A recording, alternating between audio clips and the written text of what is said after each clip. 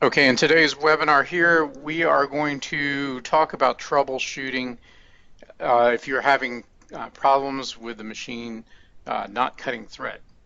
And some of this can be tension where it could be the tension with your individual needle positions.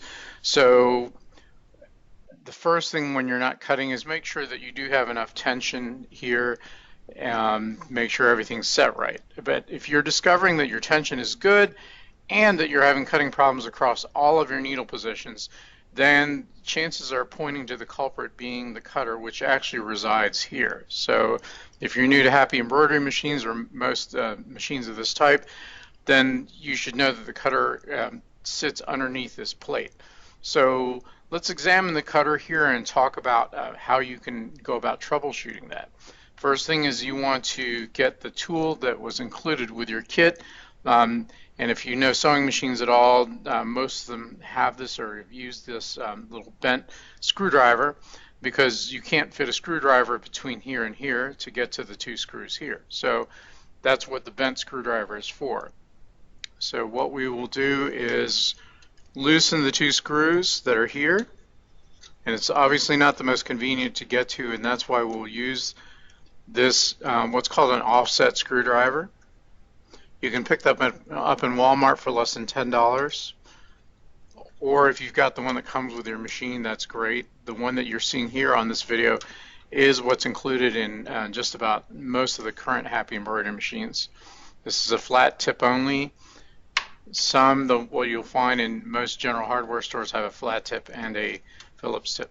Okay, so once you get the two screws loose and a couple turns on them, then what you're going to see is that to make things a little bit easier is that once the screws are above the plate, then you can just spin them off with your fingers, which is much faster than using the screwdriver. And don't lose these screws, they're specialized and flat and everything. One thing that I personally like to do is pick up the plate with the two screws on there so that the plate is holding the screws, and then I'll put my finger on them like this, and then I'll turn the plate upside down so that the plate is just holding the screws and the screws are there and they don't get lost because they're stuck together there with the plate. Okay, so now let's have a look at what is going on here with the moving knife or the knife system. So what you're looking at here is the moving knife here and the fixed knife. And the way this works is that if you have a touchscreen machine, then you can watch the action of that we'll move to the control panel in here and have a look. And if you have an older machine, there's other ways to do it. I believe if you got the previous color control panel like the HDD1, then you can actually do something very similar. So if you have the previous color control panel Happy and not the touchscreen, then the procedure is very similar to what you're about to see here. So I'm going to focus this here, and what we're going to do is we're going to go to the main menu. So I'm going to go home all the way back out, and starting with the main, or not the main menu, but the home screen, press the menu button, and then go to Other. And again, this is true for several generations of Happy machines, and then Maintenance. And Maintenance is actually a special mode where you're not necessarily doing maintenance, but these actually move the different parts of the machine. So you can see here that there's a cut button, a button that says cut. Hopefully you can read that. And when you press the cut button once, you'll hear it. It swings the knife open. Press it again, the knife swings shut. Let's go ahead and do that now, looking at the camera here, and you can see. So, okay, so we'll press the cut button here, and then let's get more centered on here. Okay, so pressing the cut button swings it open. Press it again, swings it closed. Okay. All right, so in the open position, you can see the moving knife here is separated and it's moved itself out past this little structure here called the fixed knife. See if we can get a little bit closer. You all that are watching class, let me know if you can continue to see this, and that it's staying in focus, because as you get close on a camera, sometimes the camera will not focus. So hopefully it's focused. It looks clear. All right. So when you're watching the knife open and close, so that's the open position, closed position, open position, closed position. In the closed position, the knife swings underneath this piece of metal called the fixed knife. And when it does, the way the cutting system works is that the fixed knife is low enough, it's high enough that the moving knife can pass underneath it, but also it should be low enough that when the fixed knife passes underneath, when the moving knife passes underneath the fixed knife, that it's so close that it actually brushes the underside of the fixed knife and pushes this up ever so slightly. You may not be able to see this on camera, but we'll try. You can see it moving upwards just a little bit. And what that is these need to be in such an adjustment, such a position that this is just low enough that it's almost interfering. The fixed knife is low enough that it's almost interfering with the passage of the moving knife underneath. They're that close because that creates scissoring pressure, squeezing the thread basically. So even if this knife on this edge here is not supposed to be sharp, as it goes against the fixed knife, the cutting action is against that leading edge right there, that this is squeezing the thread against that edge, and that is what creates the cutting action. So make sure those two are moving like that. And one other thing is that when this swings open and then goes back shut, that the tip of the knife completely disappears underneath the edge of the fixed knife or just barely sticks out from underneath. So those are things that you're looking for to make sure in the action of the moving fixed knife.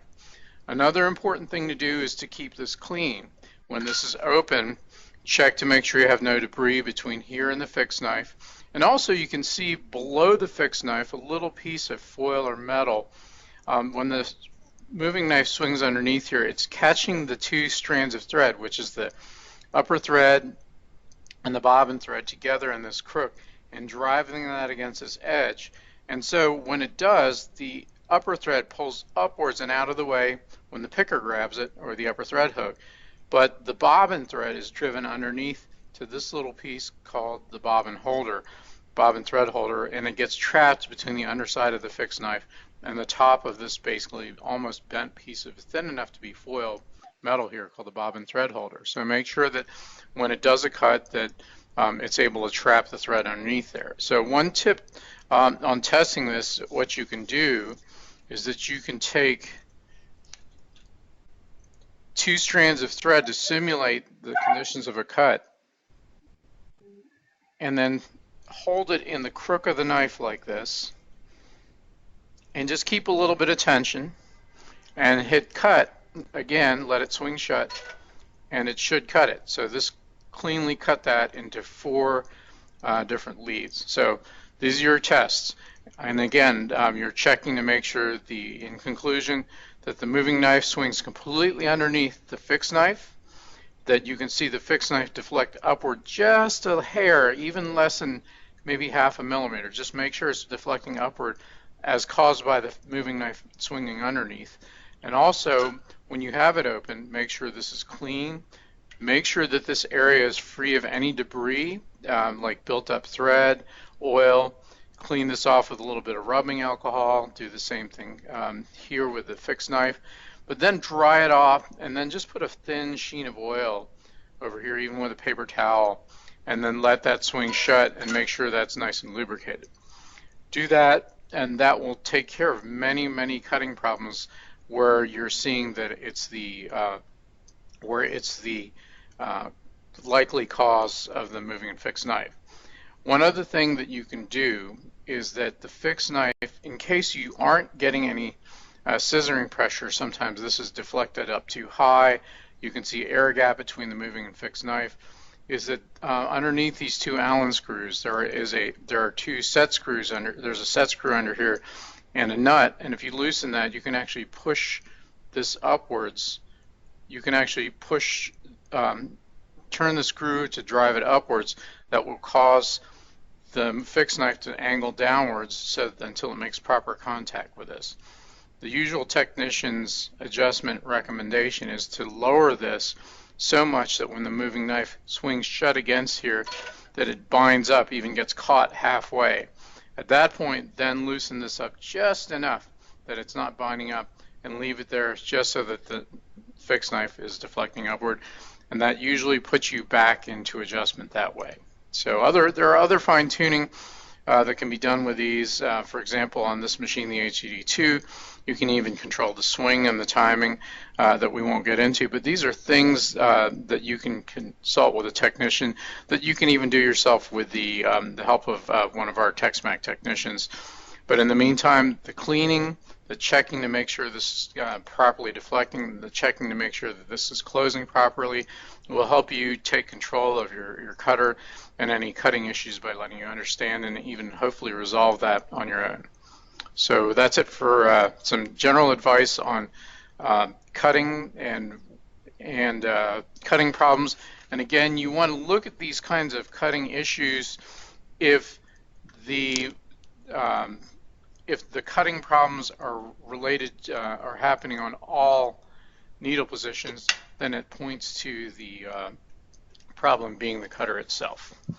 Okay, that's it for our recorded session. So hopefully we can take more questions as you have them regarding Happy Embroidery Machines. So looks like we've got more. All right, so Joe, good question. Should you clean with alcohol and oil on a regular basis? I would say if you're cleaning the knife area, and you would do that, that's the knife / rotary hook area, I would say you would do this. I know after usually weeks of hard work running, you can see fuzz, lint build up, and at that point you're cleaning the rotary hook area. At that point you can clean the knife area. If it looks fairly clean, I'd probably do it at least a couple, if you're running your machine regularly, at least every couple weeks. Or like you said, as you see it getting junked up, usually takes about a week. So you will actually see a reminder that says clean rotary hook area. At that point, that's a good sign to go ahead and check your knife as well. So, oh, that's good. That's a good procedure to clean when the message pops up. At the very least, check. Open your bobbin case door, even with the plate on. Open your bobbin case door. Look on the sides here and see if the rotary hook looks dirty. Look at the face of the rotary hook. Take off your bobbin case. Make sure the rotating parts around of the rotary hook look clean, clear of debris and build up, because if the thread can't smoothly flow around as the rotary hook grabs the thread and makes stitches, it will interfere with the machine's ability to make stitches. So excellent question, and thank you. So hopefully we've gotten a lot out of this video, and you should find this video online on Happy EMB shortly for troubleshooting, cutting, and cleaning out the rotary hook area. So thank you for the questions.